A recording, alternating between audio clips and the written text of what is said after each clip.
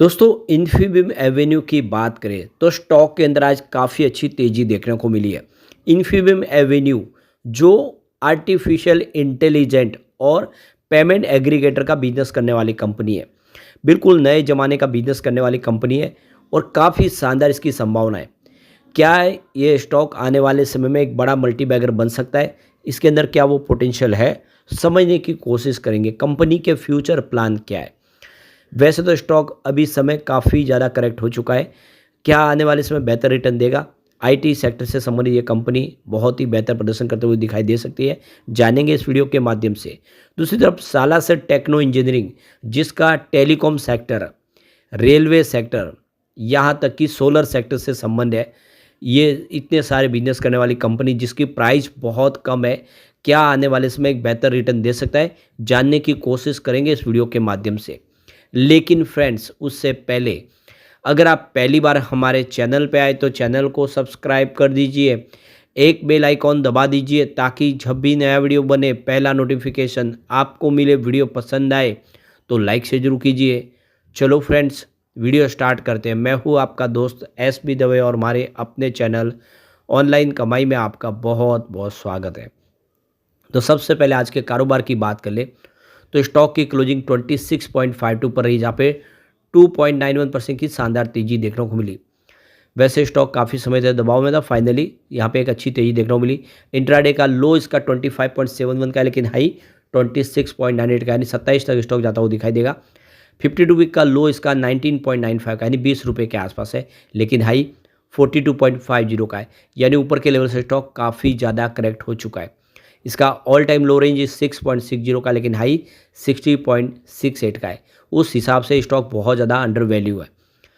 अब यहाँ पे इसके फंडामेंटल देखें तो मार्केट कैप 7,413 करोड़ के आसपास है। नंबर ऑफ शेयर्स देखें तो 278.91 करोड़ है।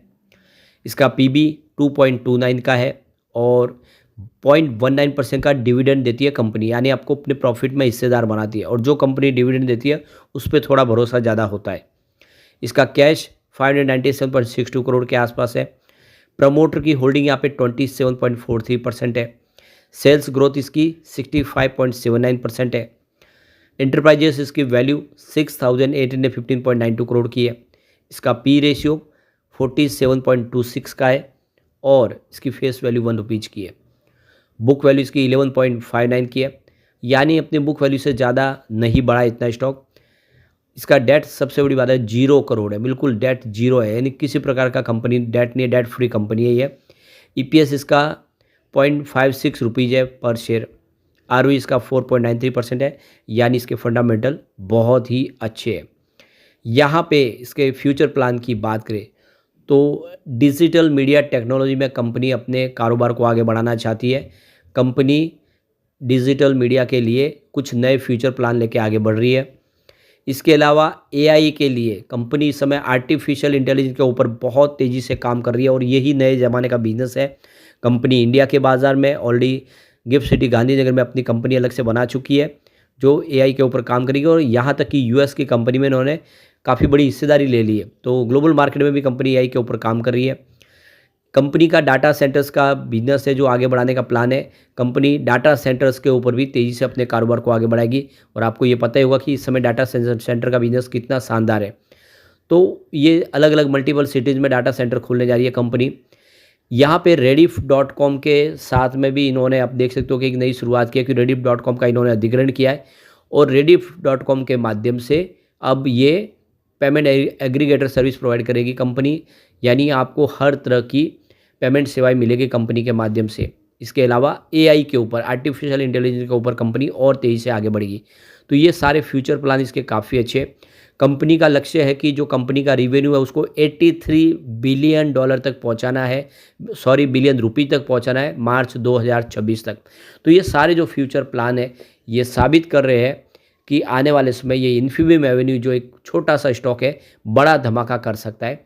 और वाकई में इसके रिवेन्यू से आप समझ सकते हो, रिजल्ट से समझ सकते हो। 2020 में जहाँ पे कंपनी का रिवेन्यू मात्र 632 करोड़ के आसपास था, वो 2024 में 3171 करोड़ तक पहुंच गया। कई गुना बढ़ा है रिवेन्यू, बहुत ज़बरदस्त जंप, और प्रॉफिट में भी वैसे ही भारी उछाल है।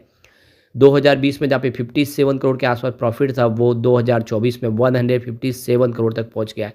ये आंकड़े बहुत उत्साहवर्धक है, जो इशारा कर रहे हैं कि आने वाले समय में यहाँ पे इन्फीबीम एवेन्यू कमाल कर सकता है। ऐसे में निवेश का एक बिल्कुल सही मौका बनता है। अब हम चलते हैं यहाँ पे सालासर टेक्नो इंजीनियरिंग की तरफ। तो 16.09 पर क्लोजिंग थी, 0.19% की यहाँ पे गिरावट देखने को मिली। इसकी परफॉर्मेंस देखें तो स्टॉक देख सकते 18 के आसपास था 7 नवंबर को, फिर इसमें गिरावट का दौर शुरू हुआ, लगातार गिरा है और आप ये देख सकते हो कि कम से कम 9 ट्रेडिंग सेशन में इसमें गिरावट हुई, जिसकी वजह से जो 18 के आसपास स्टॉक था वो 15 पे आ गया। उसके बाद एक दिन पॉजिटिव क्लोजिंग इसने दिया 22 नवंबर को, स्टॉक फिर 16 के आसपास है। तब से इसमें गिरावट का माहौल तो है, लेकिन स्टॉक 16 के आसपास स्टेबल है। अब ये 16 का एक मजबूत सपोर्ट है, इसको नहीं तोड़ा तो फिर एक बड़ी तेज़ी के साथ स्टॉक आगे बढ़ेगा, 20 को क्रॉस कर सकता है। 16 को तोड़ा तो फिर गिरावट और बढ़ सकती है। यहाँ पे कंपनी के फ्यूचर प्लान की बात तो कंपनी रिन्यूएबल एनर्जी सेक्टर में अपनी कैपेसिटी को एक्सपांड करना चाहते हैं। आपको ये पता ही होगा, कंपनी सोलर और विंड प्रोजेक्ट के लिए बहुत सारे प्रोडक्ट बनाती है। कंपनी इस समय ग्रीन एनर्जी सेक्टर में तेज़ी से अपने कारोबार को आगे बढ़ा रही है और यही देश का फ्यूचर है। ऐसे में कंपनी के लिए ये गोल्डन अपॉर्चुनिटी है। इसके अलावा कंपनी की तरफ से जो फैसला लिया गया कि कम से कम 500 से 600 नए लोगों को हायर किया जाएगा बिजनेस बढ़ाने के लिए, जिसमें लॉजिस्टिक्स हो, वेयर हाउसिंग हो, ऑपरेशंस के लिए, प्रोडक्शन के लिए, यानी लगभग 600 लोगों को नया रोजगार दिया जाएगा। ये क्लियरली सिग्नल है कि कंपनी का बिजनेस बढ़ेगा। अब यहाँ पे 5G स्पेक्ट्रम की नीलामी आगे बढ़ रही है। कंपनी का जो टेलीकॉम सेक्टर है उसमें 50% का मार्केट शेयर है टेलीकॉम टावर बनाने में। ऐसे में कंपनी के लिए बहुत सारी अपॉर्चुनिटी है। जैसे 5G टेक्नोलॉजी आएगी, कंपनी का और यहाँ पे काम बढ़ता हुआ दिखाई देगा। कंपनी आने वाले समय तेज़ी से इसमें बढ़ेगी। इसके अलावा यहाँ पे इन्होंने टाइप किया है रामबोल कंपनी के साथ में, दोनों मिलके यहाँ पे टेलीकॉम टावर के लिए low cost telecom tower structure बनाएगी। तो ये सारी बातें बहुत ज़्यादा मजबूती के साथ आगे बढ़ रही है कि ये कंपनी का प्रदर्शन अच्छा है। इसके अलावा कंपनी स्मार्ट सिटीज़ पोल्स के ऊपर भी काम कर रही है। तो ये सारे प्लान साबित कर रहे हैं कि कंपनी आने वाले समय बेहतर कर सकती है। एक बार इसके फंडामेंटल देख लेते हैं। मार्केट कैप इसका 2773 करोड़ के आसपास है। नंबर ऑफ शेयर 172.68 करोड़ है। इसका पीबी 3.96 का है और इसका कैश 25.86 करोड़ है। प्रमोटर होल्डिंग यहाँ पे 54.95% है और सेल्स ग्रोथ इसकी 19.69% है। इसका आरओसी 15.41% है। इंटरप्राइजेस वैल्यू इसकी 3095.62 करोड़ की है। इसका पी रेशियो 54.68 का है। इसकी फेस वैल्यू 1 रुपीज़ है। बुक वैल्यू इसकी 4.05 की है। इसका डेट 348.29 करोड़ का है और इसका ईपीएस 0.29 रुपीज़ है। आरओई इसका 12.10% है और प्रॉफिट ग्रोथ इसकी 27.96% है। तो देख सकते हो कि इसका प्रदर्शन बहुत अच्छा है। Q2 का रिजल्ट भी बहुत अच्छा था। रिवेन्यू 281.49 करोड़ बताया, जहाँ पे 2.23% की ईयर ऑन बेसिस पे वृद्धि देखने को मिली। नेट इनकम की बात करें तो 9.6 करोड़ रही, जहाँ पे 5.99% की ईयर ऑन बेसिस पे हमें वृद्धि देखने को मिली। नेट प्रॉफिट मार्जिन 3.41% रहा है, जहाँ पे 3.65% की ईयर ऑन बेसिस पे शानदार वृद्धि देखने को मिली। तो ओवरऑल आप देख सकते हो कि रिजल्ट बहुत अच्छा है। यहाँ पे एक ही तकलीफ है और वो है प्रमोटर की होल्डिंग जो लगातार कम हो रही है। इससे थोड़ी सी प्रॉब्लम होती है।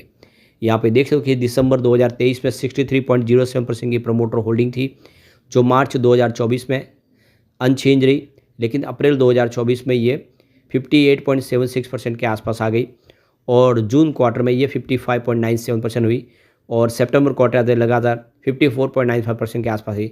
यानी लगातार पिछले 3 क्वार्टर से हम देख रहे हैं कि प्रमोटर की होल्डिंग कम हो रही है।